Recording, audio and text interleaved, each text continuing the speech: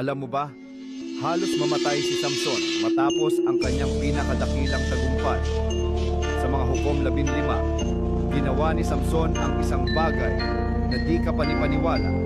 Pinatay niya ang 1,000 Filisteo gamit lamang ang panga ng isang asno.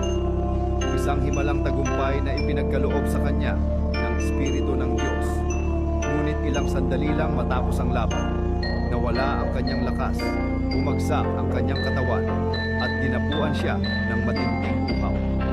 Habang nakahandusay sa alikabok, siya'y tumawag sa Diyos. Panginoon, pababayaan mo ba akong mamatay sa uhaw pagkatapos ng tagumpay na ito na iyong ibinigay sa akin? At doon, pinabuka ng Diyos ang isang bato. Bumukal ang tubig. Uminom si Samson at siya'y muling nabuhay. Tinawag ang lugar na Enhikore, ibig sabihin, bukal ng tumawag. Sapagkat hindi lang ito kwento ng lakas, kundi kwento ng awa pagkatapos ng labanan. Lakas para sa napapagod, tubig na nagbibigay buhay para sa mga nadapa,